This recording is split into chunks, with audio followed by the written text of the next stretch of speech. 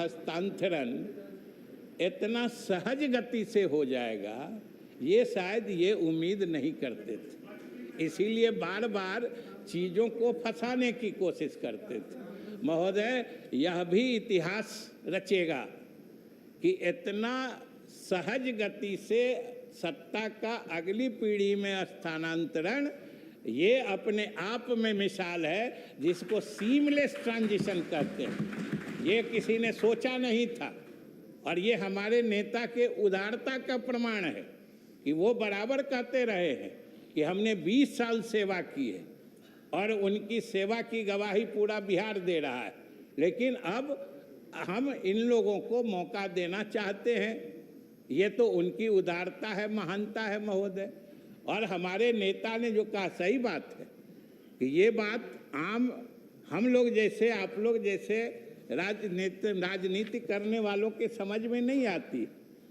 हम लोगों के लिए अंतिम लक्ष्य सत्ता ही होता है। लेकिन आज सब बिहारवासी को महोदय गर्व होना चाहिए कि बिहार के राजनीति में एक ऐसा शख्स, एक ऐसा राजनेता भी हुआ जो सत्ता के शीर्ष पे पहुंच के उसे महसूस हुआ कि हमने बहुत दिन राजनीति कर ली, अब अगली पीढ़ी को मौका देना चाहिए। ये अकेला मिसाल है महोदय, ये कहीं और मिलने वाला नहीं है महोदय। और कह रहे थे, अरे हम तो कहते हैं कि भाई महोदय, आसान नहीं है छोड़ना, आसान नहीं है छोड़ना सियासत की इस बुलंदी को। हम आप तो सोच के कांपते महोदय। हम महोदय, आप जिस कुर्सी पे हैं, हम लोग जहाँ हैं, जो जहाँ हैं, अगर मालूम हो कि कल इससे अलग होना पड़ेगा, आज ही से दिल हिलने लगता है। इसलिए महोदय, आसान नहीं है छोड़ना सियासत की इस बुलंदी को। यहाँ तो फकत तसव्वुर से कांप जाते हैं लोग, केवल सोच बने उसी में दिल कांपने लगता है। लेकिन एक ऐसा शख्स भी सियासत में आया, ये महोदय आने वाला समय इतिहास लिखेगा। आने वाली राजनीतिक पीढ़ियां, नस्लें ये रश्क करेंगी, उन्हें ईर्ष्या होगी कि उनके समय में भी कोई नीतीश कुमार जैसा नेता होता जो अपने इसको वो करता महोदय। और हम लोगों ने तो महोदय कह के रखा है, हमारे मुख्यमंत्री जी ने, हम लोग तो उनके कामों को बढ़ाएंगे और हर हाल में बढ़ाएंगे जहाँ तक होगा। यही हमारा रास्ता है, उससे अलग हम कुछ नहीं करने वाले हैं, उनके नीतियों पे चलने वाले हैं। और आज उन्होंने जो महोदय किया कि आज इस बिहार के सरजमी का तो हर कण जर्रा जर्रा गवाही दे रहा है कि जो इतिहास, जो दास्तान उन्होंने तरक्की की लिखी है, वो आने वाले समय में हम लोगों का क्या, आने वाली पीढ़ियों का मार्गदर्शन करेगी महोदय। ऐसा इतिहास उन्होंने लिखा है। और खास के 2-3 बातों की मैं चर्चा करना चाहता हूँ, ज़्यादा नहीं चर्चा करूँगा। कि अभी महिला आरक्षण ले लीजिए, अभी नेता प्रतिपक्ष कुछ पेच लगा के बोल रहे थे, ये नहीं करो, वो नहीं करो। अरे महिलाओं को आगे आने दीजिए, जो महिला उसमें से आगे निकलने वाली होंगी निकल ही जाती हैं महोदय। आप महिलाओं को रोकिए नहीं। और लेकिन अभी मैं उस बात में आप उस बात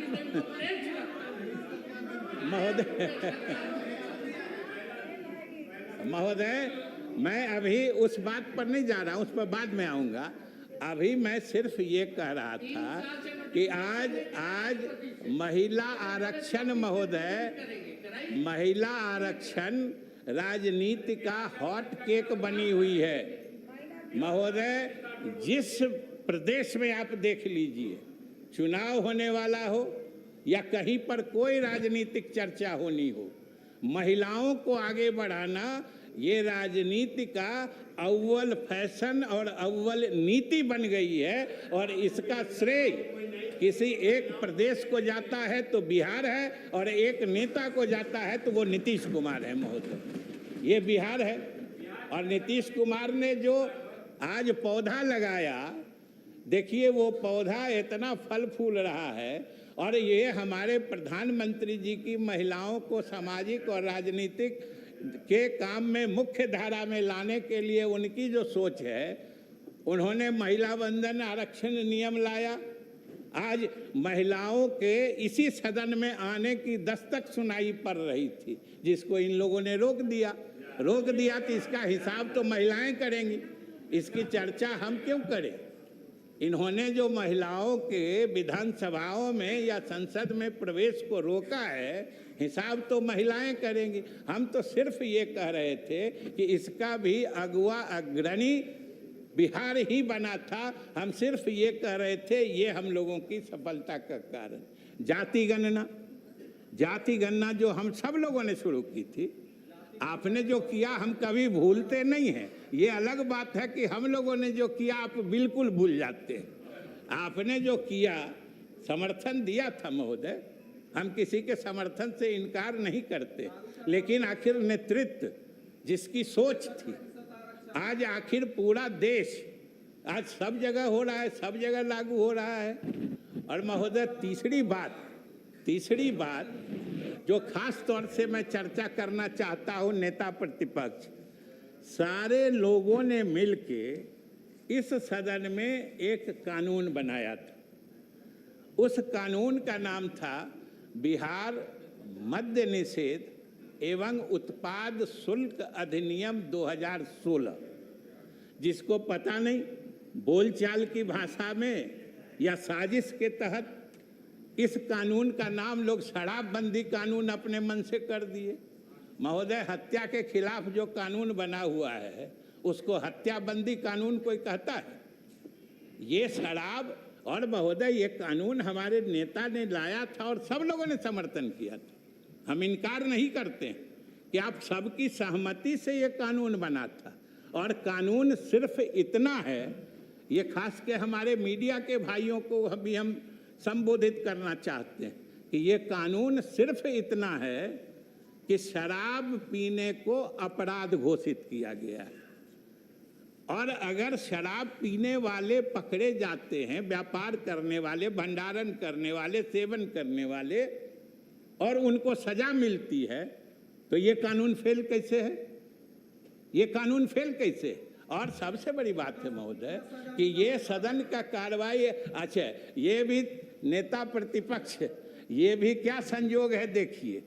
जिस दिन ये कानून बन रहा था, संयोग से हम अध्यक्ष महोदय आपकी जगह थे, आप उनकी जगह थे, और ये हमारी जगह थे। देख लीजिए महोदय, सही बात। ये कानून जब बना था, ये कानून इस परिप्रेक्ष्य में बना था, सारे लोगों का समर्थन था। और आज अगर कहीं से कोई संदेहास्पद मौत मिलती है तो जैसे लगता है कि सारे लोगों का बस एक ही दायित्व है कि साबित कर दो कि ये जहरीली शराब से मौत हुई है। हमारे मीडिया के साथी भी लग जाते हैं। ये कोई नहीं कहता है कि पीना गलत है।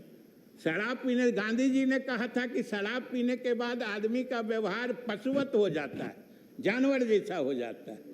सरकार ने, हमने संविधान में महोदय अनुच्छेद 47 देख लीजिए, उसमें हमने ये वादा किया है देश की जनता से कि औषधीय प्रयोजनों को छोड़ के, मैंने जब दवा दारू के रूप में लेना हो, हम कोई भी नशीला या मादक पेय के व्यवहार को रोकेंगे। ये सरकार को दायित्व दिया गया है, सरकार से अपेक्षा की गई है। और महोदय हमारे मुख्यमंत्री जी ने इसमें पहल की, अब सब लोगों ने मदद किया। तो हम सिर्फ इतना कहना चाहते हैं कि आप भी मानते हैं कि ये चीज़ गलत है, कहीं पर कोई घटना घटती है, कोई नहीं आप लोग बोलते हैं कि भाई पीते क्यों हो।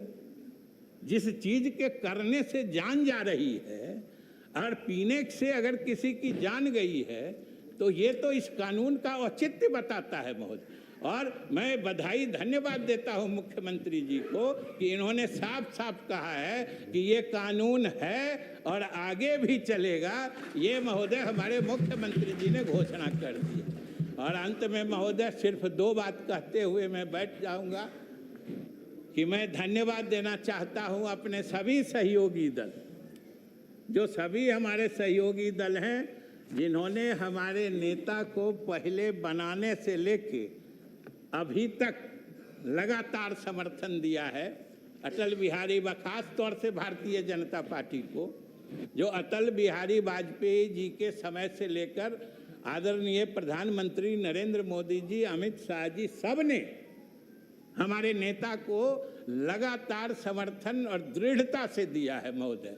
इसलिए हम पार्टी के तरफ से भी इनके प्रति आभार प्रकट करते हैं और सभी सहयोगी दलों को धन्यवाद देते हैं और बिहार की जनता को महोदय आश्वस्त करना चाहते हैं कि हमें अपने जिम्मेदारियों का एहसास है। हमारे सामने जो लकीर है महोदय, जो हमारे नेता ने खींची है, वो इतनी लंबी और इतनी गहरी है कि हम उसके साथ चलने को विवश हैं और उस रास्ते से हटने की हम सोच भी नहीं सकते हैं महोदय।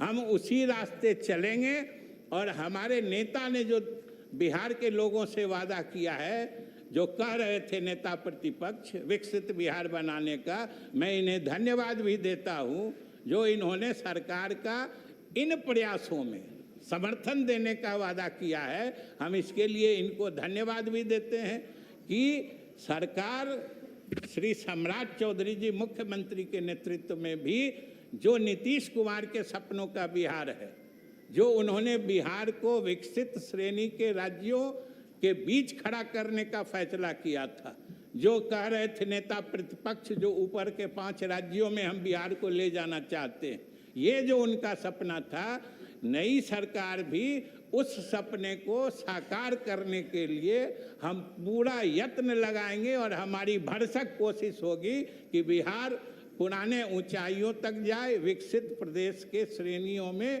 ये बिहार पहुंच जाए। इसलिए बिहार की जनता स्वस्थ रहे। हम नीतीश कुमार के रास्ते से विचलित होने वाले नहीं हैं। वैसे हमारे विपक्ष के लोग चाहते हैं कुछ बीच में बातों को उलझाने का, लेकिन महोदय कितना दिन प्रयास करेंगे। अब तो एनडीए के सभी घटक दल इतने पक्के रूप से जुड़ चुके हैं कि इनको तो एहसास चुनाव में हो गया होगा कि लगातार होते होते जितने बढ़ जाता है। और महोदय, ये हमारे नेता की ही खासियत रही कि जितनी लोकप्रियता से वो मुख्यमंत्री बने, यानी सत्ता में आए, यह भी महोदय बेमिसाल है कि कोई राजनेता जिस लोकप्रियता या मकबूलियत के साथ वो सत्ता में आए, जब वो 20 वर्षों के लगातार शासन करने के बाद जब सत्ता से अलग होने का फैसला ले, तब वो पहले से ज़्यादा लोकप्रिय हो जाए, ये महोदय हिंदुस्तान की राजनीति में ये समझिए बिल्कुल असंभव। पूरे देश का इतिहास देख लीजिए महोदय, पूरे महोदय अरे छोड़ दीजिए ना, अरे इन लोग को बोलने दीजिए, छोड़ दीजिए ना, बोले आप लोग को बोलते शांत हो जाएंगे मान्यता का भाई। महोदय, ये इसका तो एहसास महोदय उसी दिन हो गया जिस दिन नेता ने घोषणा की कि वो राज्यसभा जाएंगे नामांकन करने। आप ही के इस परिसर में पहुंचे थे और उसकी अहमियत उस दिन लोगों को पता चला कि महोदय समर्थक विरोधी का भेद खत्म हो गया। समर्थक विरोधी का भेद खत्म हो गया। सब लोगों के मुंह से एक ही बात आ रही थी कि ये क्या हो गया। पूरा बिहार एक साथ मायूस हो गया। यही महोदय नेता की असली पहचान होती है और यही नेता की विरासत होती है। तो हम बिहार की जनता से वादा करते हैं कि श्री सम्राट चौधरी जी के नेतृत्व में उसी नेता की विरासत, उसी ईमानदारी और सच्चाई से बिहार को आगे ले चलेंगे। महोदय, इन्हीं शब्दों के साथ हम माननीय मुख्यमंत्री जी ने जो प्रस्ताव रखा है, मैं इसका समर्थन करता हूँ। माननीय सदस्य श्री मनोहर प्रसाद सिंह अपना प्रश्न रखें। समय 2 मिनट। महोदय, मैं माननीय मुख्यमंत्री बिहार के विश्वास मत प्राप्त के विरुद्ध अपना विचार व्यक्त करना चाहता हूँ। महोदय, भाजपा और जदयू, कृपया बीच में मत बोलिए। भाजपा और जदयू के बीच यह शांतिपूर्ण सत्ता हस्तांतरण 2025 के चुनाव के पूर्व का गुप्त समझौता का परिणाम है या 12 जून 2010 को रात्रि भोज के लिए दिए गए निमंत्रण को अचानक रद्द करने के अपमान का प्रतिशोध, यह तो जनता आगे उसका विचार करेगी। महोदय, जैसा हमारे नेता प्रतिपक्ष ने कहा कि एक नारा बहुत जोर से उछला था 2025 से 2030 फिर से नीतीश, तो जिसका उन्होंने माननीय मुख्यमंत्री ने बहुत सा उसको विश्वास मत में उन्होंने उसको विश्लेषित करने का प्रयास किया, लेकिन जनता के सामने वो क्या विचार देंगे?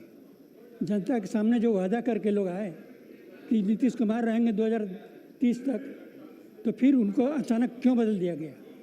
उसका क्या विचार, जनता उसको क्या समझेगी? दूसरा महोदय, कि जैसा उदारता की बात कही जा रही थी कि हमारे नेताओं ने भी उदारता दिखाई और भाजपा वालों ने भी उदारता दिखाई कि कम संख्या रहते हुए भी उनको मुख्यमंत्री बनाया और मुख्यमंत्री जी ने उनको कहा कि भाई आप अपना नेता बना लीजिए। तो यह अगर विचार था तो जिस समय नए मुख्यमंत्री का शपथ ग्रहण हो रहा था उस समय उदारता क्यों नहीं दिखाई गई? उस समय दोनों तरफ से उदारता होती। उसी माननीय सम्राट चौधरी जी को, कृपया शांति बनाए रखिए, सुनिए। सम्राट चौधरी जी को बना दिया जाता मुख्यमंत्री। महोदय, आपस में बात न करें कृपया। महोदय, अभी कहा गया कि बहुत अच्छा हम लोगों का शासन चला और बहुत अच्छा से शासन चला कर गए। मैं सिर्फ 10 साल का कुछ आंकड़ा आपके सामने प्रस्तुत करना चाहता हूँ। कृपया बैठ जाए। माननीय सदस्य क्या बैठ जाए। महोदय शायद अपनी आलोचना सुनना नहीं चाहते। मैं समझता हूँ कि कम से कम आलोचना सुनने का सामर्थ्य रखना चाहिए लोग। मैं कोई गलत बात नहीं बोल रहा हूँ, जो आंकड़ा है उसी आंकड़े को मैं बता देना चाहता हूँ। कृपया समय आपका समाप्त हुआ, बैठ जाए। माननीय सदस्य श्री राजू तिवारी जी अपना पक्ष रखें। अध्यक्ष महोदय, 7 मिनट समय आपका है। 7 मिनट।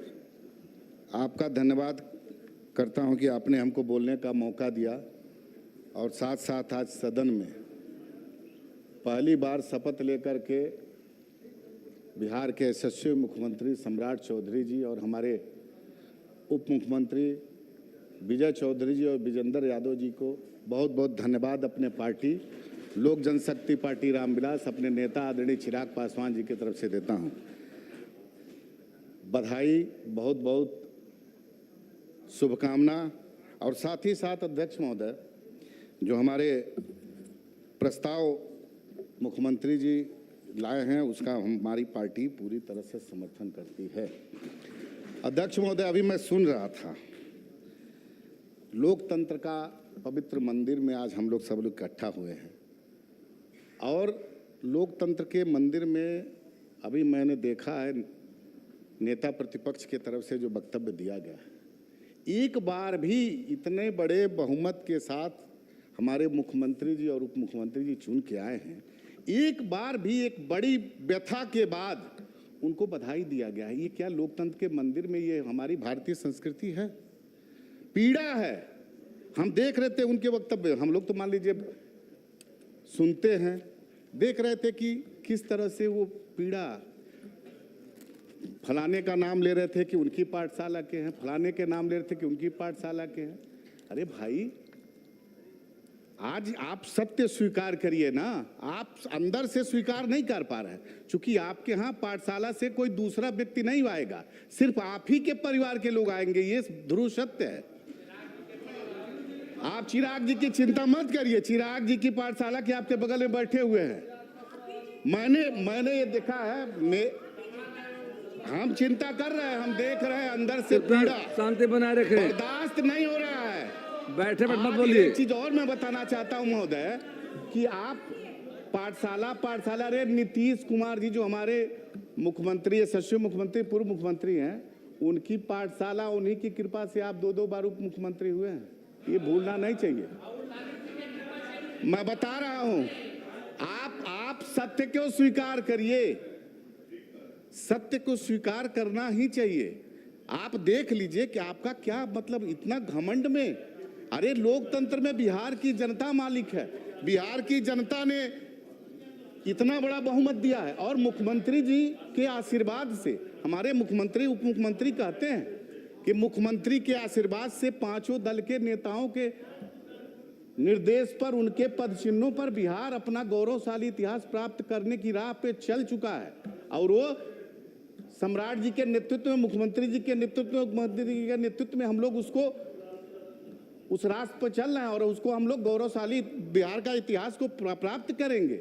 लेकिन गौरवशाली इतिहास आपने क्या किया अपने समय में? आज आपको पीड़ा बहुत है। आप लोकतंत्र के मंदिर में कृपया बैठे चिंता बैठे मत मत बोलिए। करिए। बहुत आज बैठिए, महिलाओं माननीय के सदस्य। नाम पर माननीय सदस्य हमारे बैठ जाएं। नेता बोल रहे थे अभी, मत बोलिए बीच में। उप मुख्यमंत्री बीच बोल में रहे कोई थे, लोग टोकन-टोकी नहीं कर रहे हैं। 10,000 सबों से अरे इन आग्रह लोगों है। महिलाओं के नाम पर बीच में अंदर से टोकन टोके बहुत बैठे मत बोलिए। दर्द होता है। चूंकि इस चुनाव में जो 2025 का अध्यक्ष बिना महोदय आसन चुनाव की अनुमति था, के बैठे बैठे उसमें मत बोलिए। महिलाओं ने इतना बढ़ चढ़ करके हिस्सा लिया है एनडीए के प्रत्याशियों को जिताने में। आप देखिए महिला किस तरह, ये महिला के नाम पर कैसे इनके गठबंधन के लोग क्या क्या बयान देते हैं। कौन को शांति बनाए रखिए। इनके गठबंधन के प्लीज। बड़े नेता हैं, कितना माननीय गंदा सदस्य। गंदा बयान देते हैं, लेकिन इन लोगों को कुछ शांति। शर्म नाम की चीज ही नहीं है। बीच में अरे डिस्कस महिलाएं ने जो काम किया है, महिला ने जो दिखा, अब देखिए अभी मुख्यमंत्री जी नहीं है, मुख्यमंत्री जी के आशीर्वाद से काम हो रहा है। आज जब मुख्यमंत्री जी थे तब वो पीड़ा हो रही थी, अनर्गल बयानबाजी दे रहे थे ये लोग, क्या क्या नहीं मुख्यमंत्री जी के बारे में व्यक्तिगत टिप्पणी कर रहे थे। इससे पहले मुख्यमंत्री, इन लोग को तो बेचैनी है, सत्ता के लिए ललायत है, कैसे सत्ता में हम कैसे उधर कुर्सी जाए। लेकिन बिहार की जनता इनको सत्ता का नहीं, अब तो समझिए एक दहाई का अंक भी नहीं मिलने देने वाली है। हमारे नेता चिराग पासवान जी ने स्पष्ट रूप से कहा है, पूरे गठबंधन, कैसे हमारे नेता बोले कि पूरा 5 दल के नेता एक हैं और चिंता मत करें, ये मुख्यमंत्री जी की ही कृपा से और एक बार चिराग पासवान जी की कृपा से इतना सीट आया था। आज 2010 में 23 था, आज कितना है 25। इसके बाद क्या होगा ये समझने की आवश्यकता है। अरे आप जाइए, सत्ता में कौन राज कर रहा है, वो जनता के आशीर्वाद से राज कर रहे हैं, जनता के आशीर्वाद से मुख्यमंत्री बने हैं। आप पीड़ित मत होइए, ज्यादा पीड़ा करिएगा तो आपको बहुत सारे पसीना निकलने लगता है। मैं कहना चाहता हूं, मुझको इतना, आज मैं अपने मुख्यमंत्री सम्राट जी और दोनों उप मुख्यमंत्री जी के नेतृत्व में मैं इतना जरूर कहना चाहता हूं कि हमारी सरकार का संकल्प सबका साथ, सबका विकास और सबका विश्वास। हम समाज के हर वर्ग के, हर क्षेत्र के, हर व्यक्ति के समग्र विकास के लिए प्रतिबद्ध है हमारी सरकार। किसान, युवा, महिलाएं, वंचित, हर क्षेत्र के हर व्यक्ति के समग्र विकास के लिए सरकार काम कर रही है। और मुख्यमंत्री जी और भारतीय जनता, पूरे एनडीए के नेताओं के नेतृत्व में, सम्राट जी के नेतृत्व में जो मुख्यमंत्री ने विकास की गाड़ी बढ़ाई है, उसको और तीव्र गति से हम लोग चलाने का काम करेंगे। इस सदन के माध्यम से मैं कहना चाहता हूं कि सभी जनप्रतिनिधियों की जिम्मेदारी है कि हम मिलकर बिहार के विकास की दिशा में कार्य करेंगे। राजनीति में मतभेद हो सकते हैं, लेकिन प्रदेश के हित में हम सभी को एकजुट होकर के आगे बढ़ने का संकल्प लेना होगा और साथ मिलकर के प्रदेश की जनता के हित में काम करना होगा। अंत में मैं पुनः आदरणीय यशस्वी मुख्यमंत्री सम्राट चौधरी को मुख्यमंत्री बनने पर बधाई देता हूं और ईश्वर से प्रार्थना करता हूं कि उन्हें इस शक्ति, साहस और दृष्टि प्रदान कर, ताकि वो बिहार की प्रगति और समृद्धि के पथ पर अग्रसर करेंगे। महोदय, मैं अपने नेता फिर एक बार आखिरी में जो मुख्यमंत्री ने सदन में प्रस्ताव पेश किया, उसका पूरे तरह से पार्टी लोक जनशक्ति पार्टी रामविलास अपने नेता चिराग पासवान जी के प्रति समर्थन करता हूं और बहुत बहुत बधाई भी देता हूं। धन्यवाद। माननीय सदस्य श्री अख्तरुल ईमान अपना पक्ष रखें। समय 2 मिनट है। माननीय अध्यक्ष महोदय, आपने मुझे समय दिया इसके लिए शुक्रिया। लोकतंत्र में जन आदेश का मान और सम्मान किया जाता है और बिहार की जनता ने जो मैंडेट दिया है वो एनडीए के हक में दिया है, इसलिए जो उनका फैसला है मैं उस पर नई सरकार को मुबारकबाद देता हूं और इसलिए मुबारकबाद देता हूं कि ये मेरा निजी फैसला, मैं विपक्ष में हूं लेकिन बिहार की जनता का फैसला उसके हक में आया है। मैं दिल की गहराइयों से जनाब सम्राट चौधरी साहब को मुख्यमंत्री बनने पर, जनाब विजय चौधरी साहब के उप मुख्यमंत्री बनने पर और बहुत ही तजुर्बाकार हम सबों के बुजुर्ग नेता विजेंद्र यादव साहब के उप मुख्यमंत्री बनने पर दिल की अमीर गहराइयों से मुबारकबाद देता हूं। मैं जानता हूं कि इस वक्त शायद ये इतिहास का एक बड़ा पाठ है कि सबसे युवा मुख्यमंत्री अभी बिहार को मिल रहा है और ये सेकेंड जनरेशन का है। चुनौतियां भी काफ़ी हैं और वाकईतन नीतीश कुमार जी ने पिछले 20 सालों में 21 सालों में उन्होंने जिस सौहार्दपूर्ण वातावरण को स्थापित रखने का प्रयास किया है, इसको कायम रखना और इसको बेहतर बनाना मैं समझता हूं सम्राट चौधरी साहब और मंत्रिमंडल के सामने में बड़ी चुनौती है। हमारा बिहार महापुरुषों का बिहार रहा है, सौहार्दपूर्ण वातावरण में हम लोग जीते आए हैं और महोदय मैं जब पहली बार सदन में आया तो आपकी कुर्सी में आते हुए जब मैंने देखा कि जो आते हैं हमारे स्पीकर साहब तो पहले विपक्ष की ओर सर झुकाते हैं, नमन करते हैं, फिर सत्ता की पक्ष। मैंने कहा कि सत्ता के लोग चुने हुए और विपक्ष को इतना सम्मान, कहा कि हाँ लोकतंत्र में यही है कि कमजोरों को सम्मान देना चाहिए और ये कमजोरों को सम्मान देना आपकी जिम्मेदारी है। आप बड़ी आशाओं से देखे जा रहे हैं लेकिन बड़े आशंकाओं से भी देखे जा रहे हैं। बिहार में आशा है कि आप अच्छा काम करेंगे और मजबूत इरादे के आदमी हैं, लेकिन बिहार में आपके विपक्षों के जरिए या फिर आपकी छवि को धूमिल करना चाहते हैं या फिर पत्रकारों को अपनी टीआरपी बढ़ाने के लिए ये पेश किया जाता है कि कहीं ना कहीं से दलित, कमज़ोर और अल्पसंख्यक लोग आपसे भयभीत हैं। हम आपसे कहना चाहते हैं, मैंने पिछले सदन में भी पिछले मौके से भी कहा था कि मुझे अक्सर ऐसे मौके पर न जाने क्यों प्रेमचंद जी याद आते हैं कि जिन्होंने अपने पंच परमेश्वर में कहा था कि जब कुर्सी पर बैठता है तो रिश्ते और आंसू के कतरे नहीं नापे जाते बल्कि सच्चाई नापी जाती है। आप भले ही आपका किसी पार्टी से रिश्ता हो लेकिन आप उसके मुख्यमंत्री नहीं हैं, आप बिहार के सम्मानित मुख्यमंत्री हैं, इसलिए बिहार की जनता का ख्याल रखिएगा। आपका समय समाप्त हुआ, कृपया बैठ जाएं। आखिर में एक दर्द की बात कह जाऊं सर कि पूरे बिहार का विकास को जरूर कीजिए, अपना बिहार आगे बढ़े और एक नए किस्म की सरकार आप चला के दिखाएं, लेकिन सर कमजोरों को मत भुलाइए और सीमांचल खास करके मेरा दल जो है सीमांचल की लड़ाई लड़ रहा है, सीमांचल का दलितों का अकलियतों का जरूर ख्याल रखिएगा। गुल फेंके हैं औरों के तरफ बल्कि समर भी ए खाना बरंदाज चमन कुछ तो इधर भी। बहुत बहुत शुक्रिया, बहुत बहुत शुक्रिया। माननीय सदस्य श्री अरुण सिंह अपना पक्ष रखें। आपका समय 1 मिनट है अरुण बाबू। अध्यक्ष महोदय, जनता का जो जनादेश है उसका मैं सम्मान करता हूं, लेकिन जनता का जनादेश 25 से 30 फिर से नीतीश इस रूप में मिला था, लेकिन बीच में ही और 4 महीने के अंदर ही नीतीश कुमार को हटाकर जिस तरह से नई सरकार आई है तो मैं एक जनादेश का इसका विश्वासघात ही समझता हूँ कि जनादेश के साथ विश्वासघात हुआ।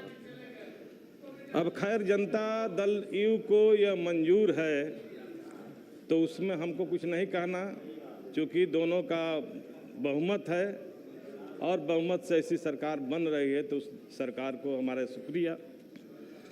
अब महिला आरक्षण के बारे में जो बातें विजय चौधरी जी ने उठाई, हम तो कह रहे हैं कि आज लागू कर दिए महिला आरक्षण।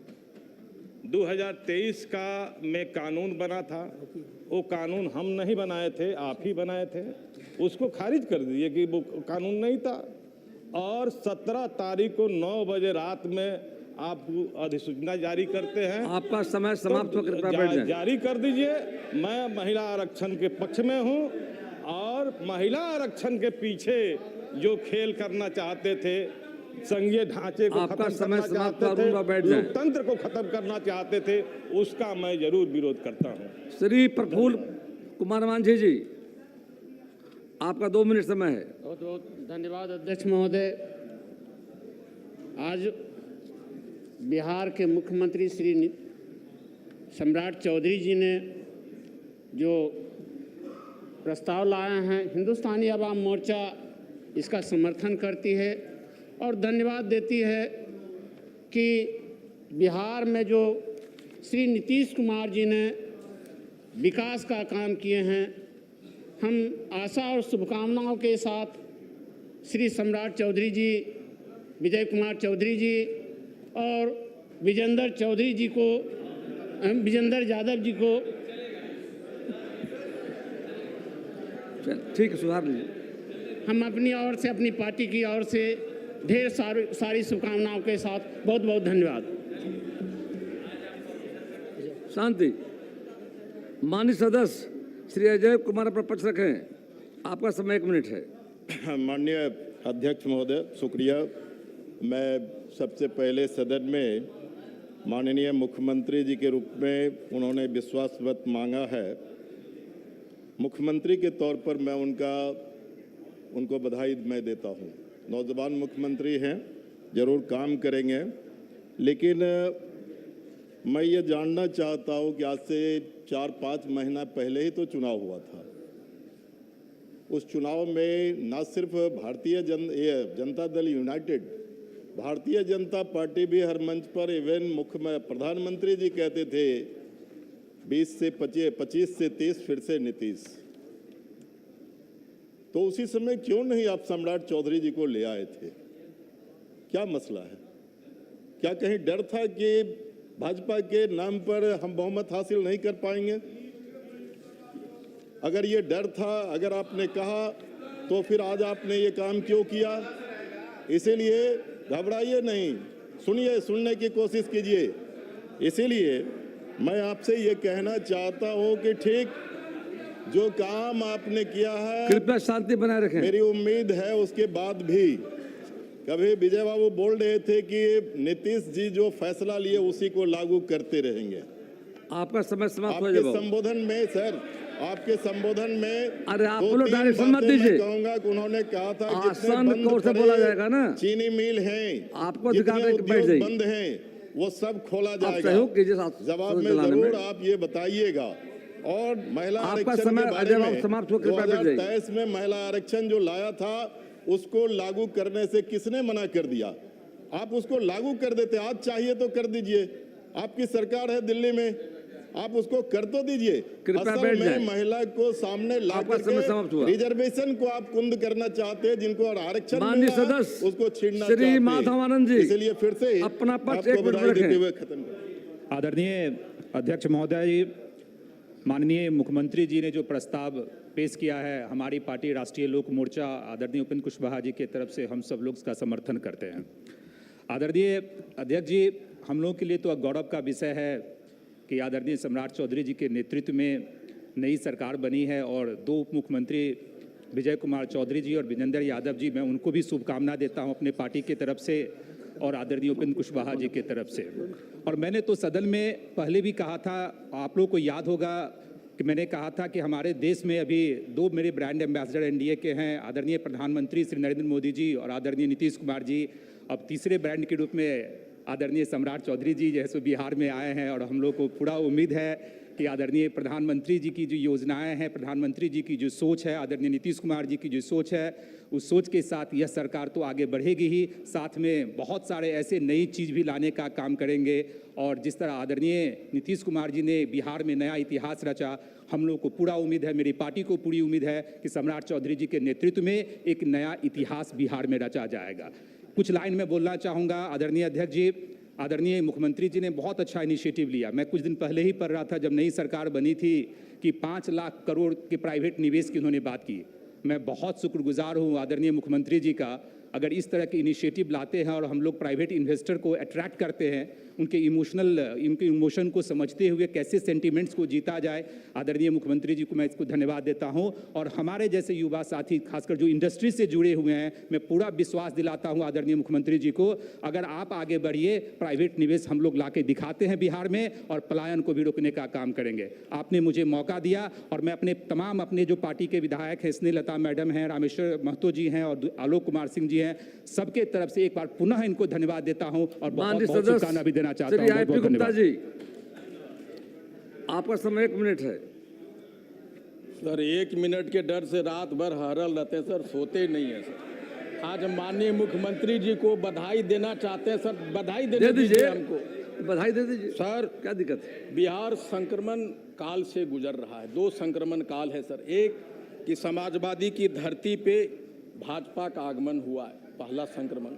दूसरा संक्रमण ये है कि पुरानी पीढ़ी से नई पीढ़ी को सत्ता हस्तांतरण हुआ है और उनके पहले मुख्यमंत्री बने आदरणीय सम्राट चौधरी जी, मैं उनको इसके लिए धन्यवाद देना चाहता हूँ।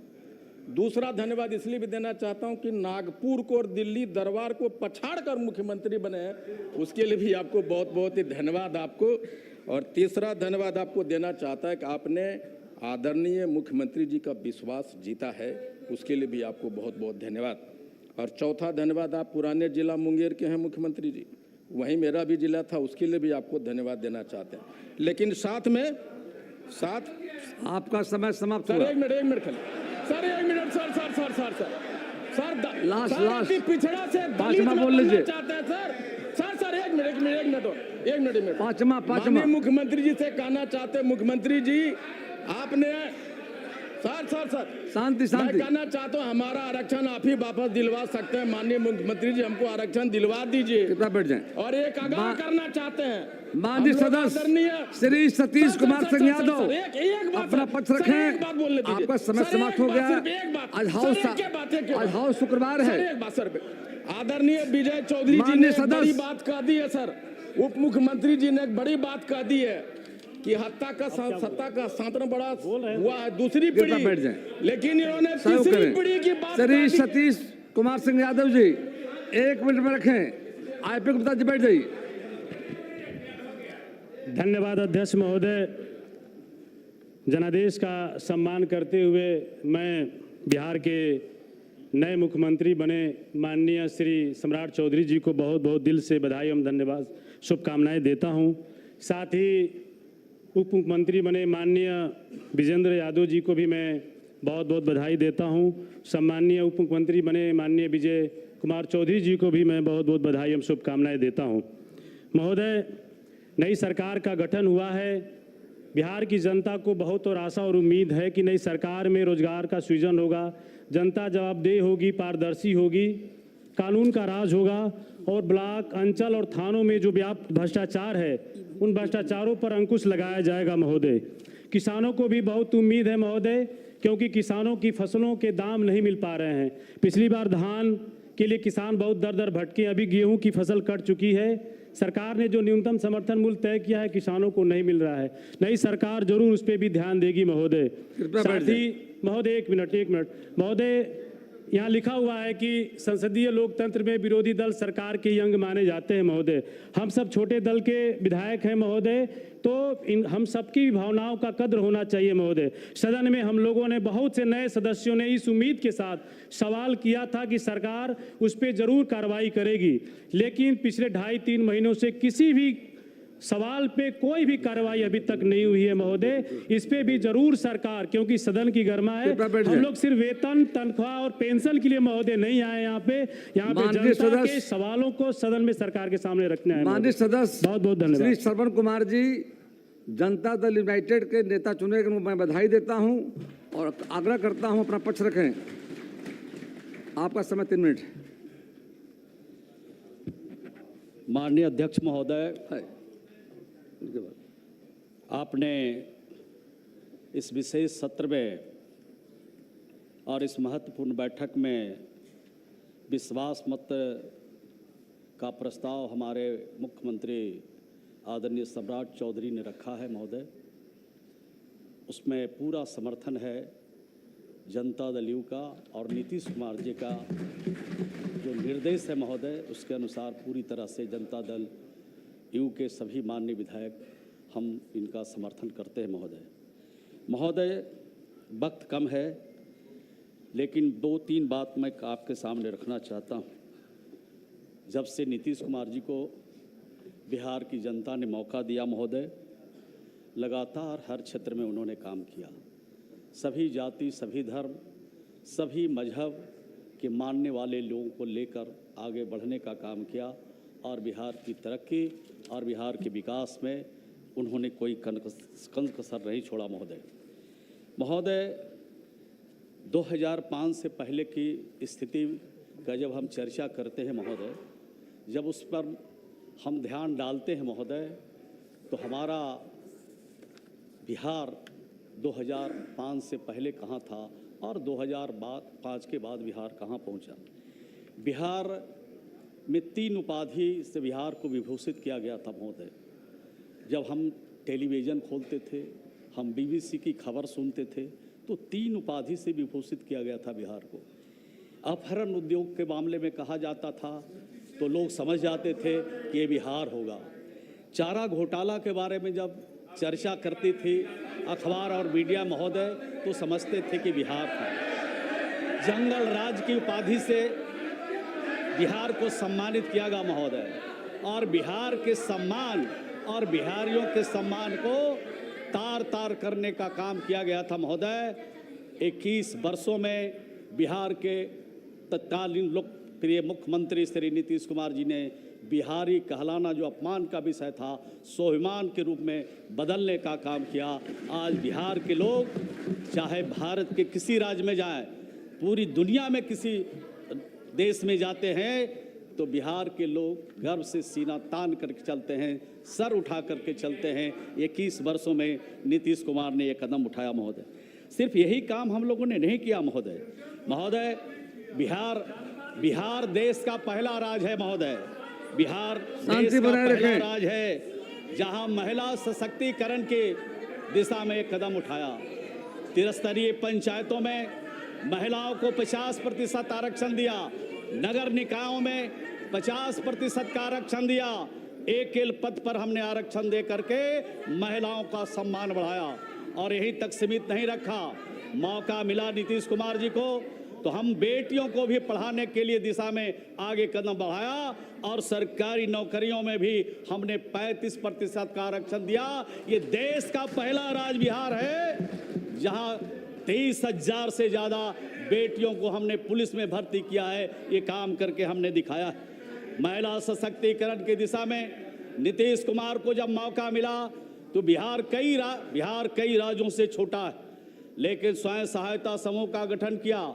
आज 11,88,000 बिहार में स्वयं सहायता समूह है महोदय।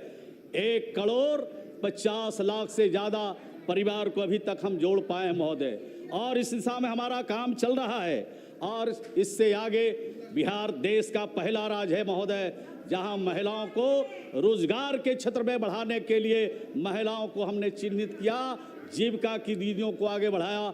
1,81,00,000 जीविका की दीदियों में के खाते में 10-10 हज़ार रुपया हमने भेजा, और शहरी क्षेत्र में भी 18 लाख की जांच चल रही है, प्रक्रिया चल रही है महोदय। उसमें भी 18 लाख में 1 लाख जीविका की दीदी जो शहरी क्षेत्र में है, गरीब लोग हैं, उनके खातों में ये काम किया गया है महोदय। इसी प्रकार से महोदय रोजगार के क्षेत्र में अन्य क्षेत्रों में भी हमने ये काम किया।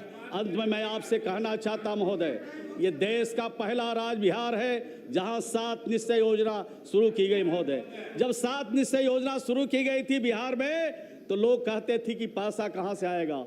जब गरीब के लिए योजना हमारे लोकप्रिय नेता नीतीश कुमार ने बनाया उसको धरातल पर उतारना शुरू किया, तो सबसे पहले वहाँ से शुरू किया जहाँ राष्ट्रपिता महात्मा जिसके बारे में सोचते थे, डॉक्टर राम मनोहर लोहिया सोचते थे, जननायक कर्पूरी ठाकुर सोचते थे, डॉक्टर भीमराव अम्बेडकर सोचते थे, सरदार पटेल सोचते थे, वहीं से इसकी शुरुआत किया। सबसे ज्यादा जिस पंचायत में दलितों की आबादी थी, दलितों का जिस वार्ड में आबादी थी, वहां से इन योजनाओं को हमने शुरू किया। महोदय, आपका इशारा हो रहा है, मैं इतना ही कहता हूं कि आप हमारे जो सम्राट चौधरी जी हैं, नीतीश कुमार जी का जो बिहार को बनाने का सपना है, नीतीश कुमार का जो संकल्प है, एक एक संकल्प को पूरा करेंगे। हम लोग का पूरा समर्थन, पूरा सहयोग इनको मिलता रहेगा। इन्हीं चंद शब्दों के साथ अपनी बात को समाप्त करता हूं। माननीय मुख्यमंत्री श्री विजेंद्र प्रसाद यादव जी। महोदय, नेता विरोधी दल ने कुछ आरोप लगाया, उसी के स्पष्टीकरण पर मैं खड़ा हुआ हूँ। उन्होंने आरोप लगाया कि खजाना खाली है। उन्होंने आरोप लगाया कि 21,000 तो 1,81,000 की कितना कर्ज लिया गया है। महोदय, कर्ज लेने की भी नीतियाँ निर्धारित है। कोई किसी राज्य को आमदनी को देख के ही कर्ज लेता है। भारत सरकार भी कर्ज लेती है, अमेरिका भी कर्ज लेती है। अगर नहीं तो वर्ल्ड बैंक काहे के लिए है, रिजर्व बैंक काहे के लिए, एशियन डेवलपमेंट बैंक काहे के लिए है, ग्रामीण विकास बैंक काहे है। ये नीतिगत निर्णय का हिस्सा है। लेकिन मैं साफ साफ कहना चाहता हूँ, कोई खजाना खाली नहीं है। न खजाना खाली होगा, कोई काम में व्यवधान नहीं आएगा, पैसे की कोई किल्लत नहीं है। इसकी घोषणा मैं करता हूँ, गारंटी भी दूंगा।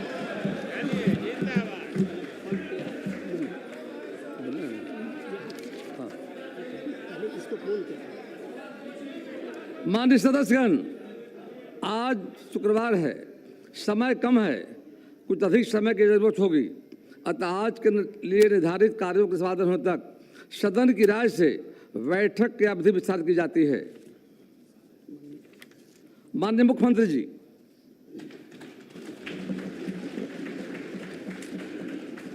अध्यक्ष महोदय, आज इस सदन के सामने मैं सबसे पहले बिहार की महान जनता और अपने नेतृत्वकर्ता देश के यशस्वी प्रधानमंत्री आदरणीय नरेंद्र मोदी जी को, बिहार के सबसे लोकप्रिय नेता और बिहार के पूर्व मुख्यमंत्री आदरणीय नीतीश कुमार जी को, भारतीय जनता पार्टी के राष्ट्रीय अध्यक्ष आदरणीय नितिन नवीन जी को, भारत सरकार के गृह मंत्री आदरणीय अमित शाह जी को और तमाम जो हमारे एनडीए के साथी जो सभी नेता हैं, सबका मैं धन्यवाद देता हूं, जिन्होंने और यहाँ पर जो माननीय सदस्य हमारे सभी हैं, सबने मुझ में विश्वास व्यक्त किया।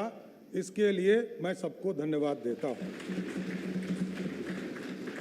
महोदय, आप जानते हैं कि पिछले 20 वर्षों से अधिक समय से बिहार में एनडीए की सरकार चल रही है और एनडीए की सरकार ने लगातार किसानों की चिंता की, मजदूरों की चिंता की, गरीबों की चिंता की और सबसे अधिक बिहार में सुशासन स्थापित करने का काम नीतीश कुमार जी के नेतृत्व में होता रहा। साथियों, जिस तरह सरकारी नौकरियों की बहार आई बिहार में महिलाओं के जीवन के उत्थान करने का काम किया गया। हमारी जो छोटी छोटी बहनें हैं, साइकिल योजना चलाकर उसको स्कूल तक पहुंचाने का काम किया गया। लगातार ऐतिहासिक शराबबंदी कदम भी आदरणीय तत्कालीन मुख्यमंत्री नीतीश कुमार जी ने लिया। साथी, मैं जरूर ये आश्वस्त करना चाहता हूं सदन को भी और पूरे बिहार को, देश के प्रधानमंत्री आदरणीय नरेंद्र मोदी जी चाहते हैं देश विकसित हो और बिहार के नेता, हम लोगों के नेता नीतीश कुमार जी चाहते हैं बिहार समृद्ध हो। इस पर काम हमको करना है। और जिस तरह नीतीश कुमार जी के नेतृत्व में CCC पर कोई समझौता नहीं किया गया, चाहे वो क्राइम हो, करप्शन हो और कम्युनिज्म हो, इन तीनों चीजों पर कभी समझौता नहीं किया गया। आगे भी किसी भी कीमत पर कोई समझौता ये सरकार नहीं करेगी। सही बात है। कुछ लोग को चिंता रहती है, कुछ लोगों को लगता है हमारा पाठशाला, यही बपौती से बाहर निकलिए। किसी की बपौती नहीं है ये सत्ता। ये जो मुख्यमंत्री का पद है ये 14 करोड़ बिहारियों का आशीर्वाद है, इसलिए आज मैं बैठा हूं।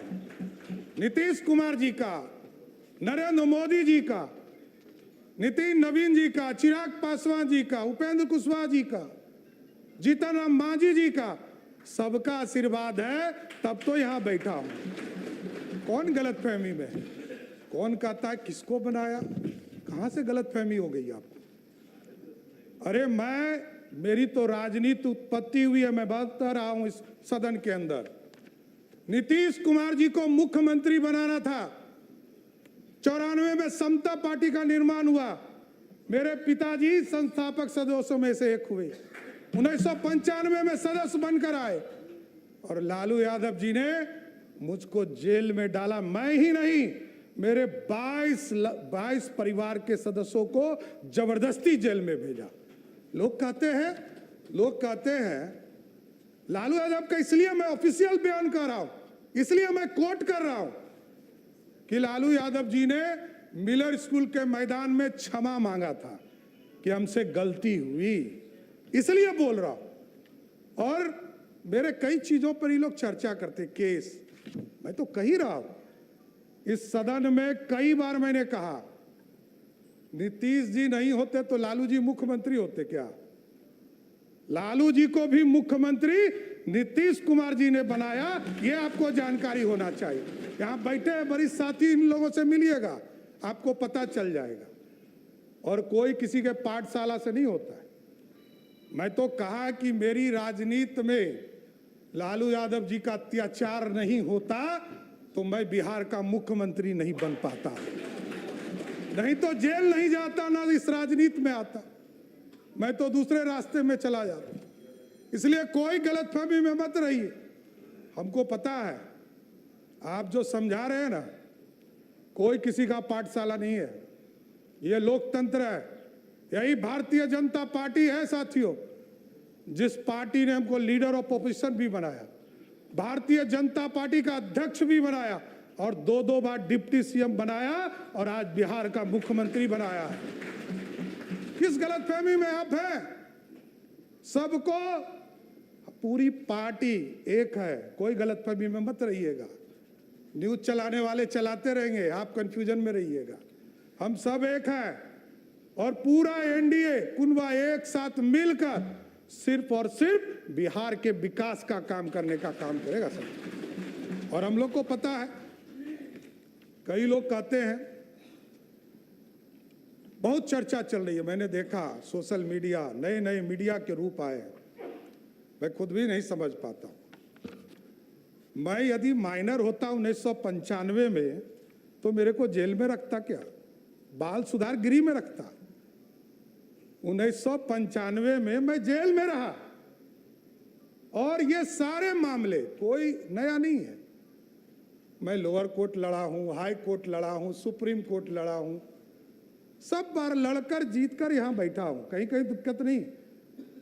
जो आदेश सुप्रीम कोर्ट का होता है, न्यायालय का होता है, वही करता हूं। और डिग्री में आप भाई पीछे छूट गए। मैं तो यूजीसी हो या यूनिवर्सिटी का मान्यता हो, जब तक उसका प्रमाणित नहीं किया गया तब तक मैं एफिडेविट में अपना, और इसके लिए भी अब चर्चा होगी कि एफिडेविट हाफिडेविट आप कह रहे हैं। अरे भैया, ये बिहार के लोग अब ये बोल रहे हैं कि 3 बार आपका शब्द बदल गया। अरे भाई, मैं 6ठी बार मंत्री के दर्जे में हूं, मुख्यमंत्री हूं। 1999 में पहली बार मंत्री बना, 27 साल हो गए। जितने समय के बाद तो लोग राजनीति छोड़ देते हैं। अभी हमारे भाई अख्तरुल जी ने कहा कि सबसे युवा मुख्यमंत्री, लालू जी सबसे पहले युवा मुख्यमंत्री हुए, लेकिन पूरे बिहार को लूटने में लग गए। इसलिए युवा नहीं, बिहार को समृद्ध बनाना है, बिहार की समृद्धि के लिए काम करना। बिहार में नीतीश कुमार जी और प्रधानमंत्री जी ने जो संकल्प लिया है, 1 करोड़ लोगों को सरकारी नौकरी और रोजगार देना है, इस वादे पर काम करना है। और महिलाओं के लिए स्पष्ट बताना चाहता हूं, नीतीश कुमार जी एक गार्जियन के तौर पर बिहार में काम करते रहे। आदरणीय प्रधानमंत्री जी लगातार महिलाओं के सम्मान में आगे बढ़ रहे और अभी कह रहे थे ना कि आरक्षण के अंदर आरक्षण दे दीजिए। विजय बाबू उठे तो इनको कहे कि दर्द हो रहा है।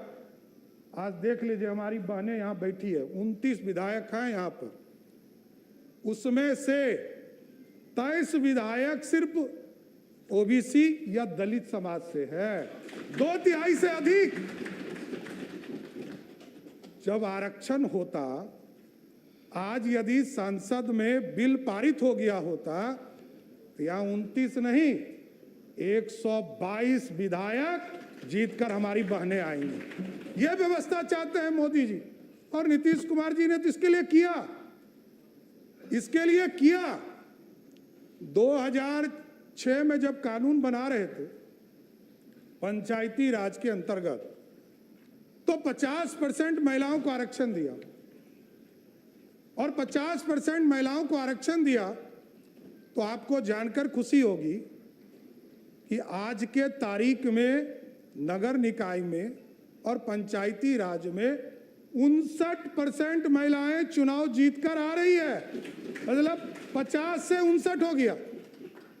इसलिए महिलाओं का सम्मान करना पड़ेगा और मैं तो गारंटी देता हूं कि स्पष्ट तौर पर बिहार की पुलिस काम करेगी और महिलाओं के तरफ कोई भी गलत नजर उठाता है तो उसको पताल से भी निकालने का काम हमारी पुलिस करेगी साथी। और बिहार में सुशासन लगातार कई साथी हमारे काम करते रहे।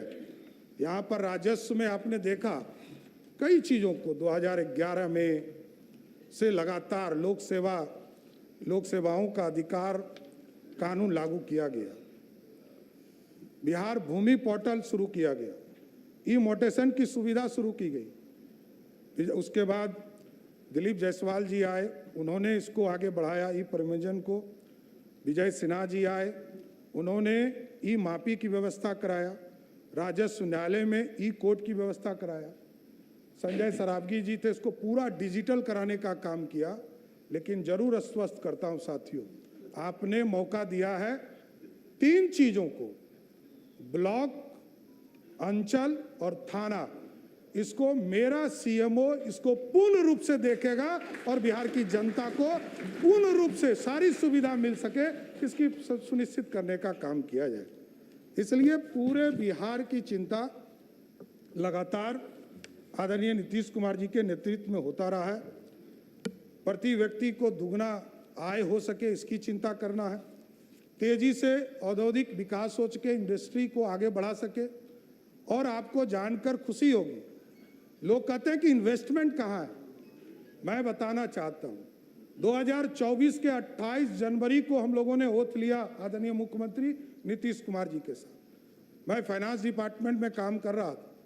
हमें यह ज्ञात होते रहा कि कई चीजें बिहार की जनता को हम बता नहीं पाए। और आपको जानकर खुशी होगी कि पिछले 2 साल में बिहार में 1,36,000 करोड़ का प्राइवेट इन्वेस्टमेंट सिर्फ बिहार में कराने का काम किया गया। और इसको टारगेट लिया है हम लोगों ने कहा है कि अगले 1 साल में, जब 1 साल पूरा हो, तो बिहार की जनता को प्राइवेट इन्वेस्टमेंट के सेक्टर में लगभग 5 लाख करोड़ रुपए का इन्वेस्टमेंट सिर्फ बिहार में हो, इसकी चिंता करनी। और ठीक है, तेजस्वी जी ने अच्छा कहा कि हम समर्थन करेंगे, अच्छे विषयों पर आएंगे, तो जरूर देखता हूं समर्थन मिले, बिहार की चिंता हो, यह जरूर हम लोग समर्थन चाहेंगे। मुख्यमंत्री जब थे नीतीश कुमार जी, मैं 3 यात्रा उनके साथ किया साथियों।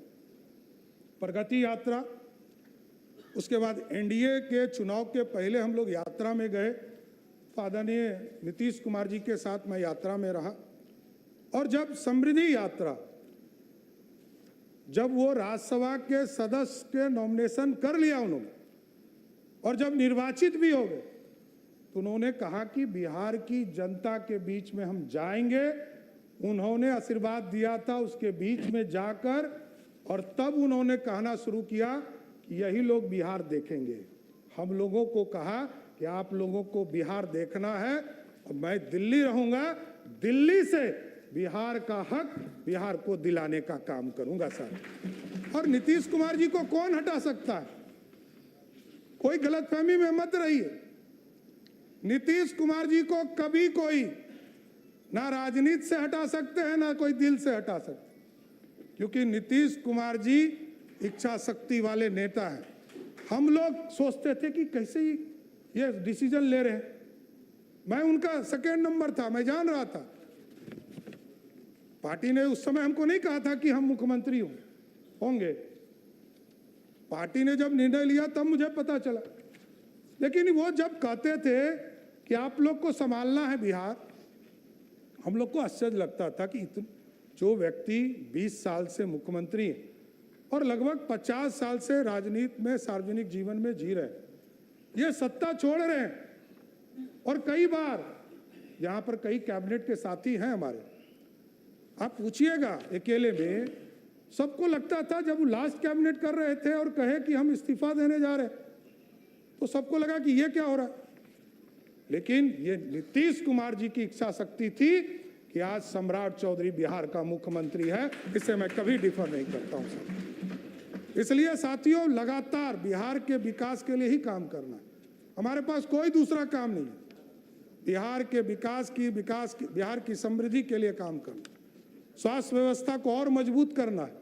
कई लोगों ने काम किया इसके ऊपर, नीचे ब्लॉक से लेकर ब्लॉक, अनुमंडल, जिले में कैसे लोग वहां से ट्रांसफर करने की व्यवस्था को समाप्त करना है, वहीं लोग रहे, यहां आने की जरूरत नहीं है। यहां तो पीएमसीएच पूरे प्रदेश से रिसर्च के साथ साथ यहां पर इलाज करने का काम किया जाता है।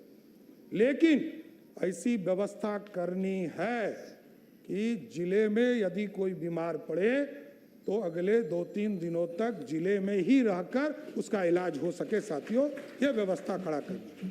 और अभी हम लोग जुलाई के माह में सभी प्रदेशों में, सभी प्रखंडों में ये निर्णय था हम लोगों का कि हम लोग जब चुनाव में जा रहे थे, एनडीए के घोषणा पत्र में हम लोगों ने तय किया था कि उस शिक्षा को बढ़ाने के लिए हम लोग सभी प्रखंडों में एक डिग्री कॉलेज खोलेंगे। जो 208 डिग्री कॉलेज बिहार सरकार ने तय कर दिया है और 1 जुलाई के बाद किसी दिन भी उसको चालू करने का काम बिहार की सरकार करेगी। सर, किसानों के आय के लिए लगातार कृषि रोड मैप 1, 2, 3 लगातार इसकी बैठकें चलती रही। और आज मैं बताते हुए खुशी हो रहा है कि जिस बिहार में लोग पानी से डरते थे, लोग कोसी से डरते थे, अभी बीच के कालखंड में जब दिल्ली में सांसदों के लिए नया भवन बन रहा था तो मैंने एक नाम प्रस्ताव किया, कोसी। तो लोगों ने गूगल पे सर्च किया तो कहा कि ये तो अभिशाप है। हमने कहा कि अब अभिशाप नहीं है। इसलिए नहीं है कि जिस बिहार, उत्तर बिहार में बिहार के लिए कृषि योग्य जमीन 10 लाख हेक्टेयर जमीन था, आज उसी कोसी और कई नदियों को, इसके पानी को कंट्रोल करके आज लगभग 22 लाख हेक्टेयर जमीन कृषि योग्य हो गया, जो दुगना है। इसलिए अब कोसी अभिशाप नहीं है, कोसी को वरदान बनाना है और कोसी वरदान बन रहा है धीरे धीरे। और 2024 में आपने देखा कि अभी तक का सबसे अधिक पानी कोसी में नेपाल के तराई से आया और पूरी तरह बिहार में मात्र 156 गांव में जो रिवर साइड थे उसमें सिर्फ पानी आया। 6.5 लाख क्यूसेक पानी छोड़े गए, 6,48,000 क्यूसेक पानी छोड़े गए, जबकि उसकी कैपेसिटी ही उस बांध की 6,52,000 क्यूसेक पानी था। इसके बावजूद पूरा नॉर्थ बिहार बचा और बिहार ने देखा है 2008-9 में किस तरह पूरा कोसी समाप्त हो गया था, चाहे वो पूर्णिया का इलाका हो, उसमें पानी बाढ़ की स्थिति हो गई। इसलिए ये संरचना बदल रही, लेकिन और इसको अच्छा करना है, क्योंकि वाटरवेज सबसे सस्ता है। 1 रुपया 30 पैसे के रेट से सबसे सस्ता वाटरवेज के माध्यम से ट्रांसपोर्टेशन है। रोडवेज उससे महंगा है, रेलवेज उससे महंगा है, उससे महंगा रोडवेज है और फिर एयर ट्रैफिक है। तो कई चीज़ें हैं जिसको करना है। और अभी तो आदरणीय प्रधानमंत्री जी और आदरणीय नीतीश कुमार जी के सहयोग से बिहार में आप देख रहे होंगे एयरपोर्ट लगातार बनाने का काम शुरू कर दिया।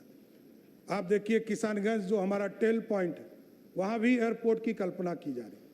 पूर्णिया एयरपोर्ट चालू हो गया, फारबिसगंज में एयरपोर्ट की कल्पना की जा रही, सहरसा में एयरपोर्ट की कल्पना की जा रही है, उसका भी टेंडर निकल गया, बीरपुर का टेंडर निकल गया, दरभंगा में हमारा एयरपोर्ट बनकर तैयार हो गया और चालू है, और अगले 6 महीना में नया बिल्डिंग टर्मिनल भी चालू हो जाएगा। उसके बाद वो एयरपोर्ट बिना आसन की अनुमति के नेता प्रतिपक्ष बैठ गए। मैं तेजस्वी जी बिना मैं बताऊंगा इस बिना पर भी आसन की चर्चा अनुमति होगी। खड़े रहूं, उस पर बिना भी आसन की अनुमति खड़े रहूं। उस पर भी चर्चा होगी, वो बताया जाए। अभी तो हर जिले में, अभी तो हमारी सरकार ने तय किया है, अभी तो हम लोगों ने तय किया है कि सभी जिले में एयरपोर्ट भी बनाएंगे, और जहां एयरपोर्ट की आवश्यकता नहीं होगा वहां हेलीपोर्ट बनाने का काम सरकार करने का काम करेगी। उसी तरह राष्ट्रीय स्तर पर आदरणीय प्रधानमंत्री जी ने मखाना बोर्ड, खेलों के लिए पूरी नई पहचान बनाने का प्रदेश में मौका दिया है। इको टूरिज्म को हम बढ़ाने का काम कर रहे हैं, और 11 टाउनशिप लगातार प्रयास किए जा रहे थे कि टाउनशिप बढ़े और नए टाउनशिप की कल्पना की जाए। इस बार पिछले कैबिनेट में मैं सभी साथी को धन्यवाद देता हूं और बिहार की जनता को धन्यवाद देता कि ये 11 टाउनशिप हम बनाने जा रहे हैं, और सब ऐतिहासिक तौर पर जो हमारी विरासत है उसके नाम पर बनाया जा रहा है।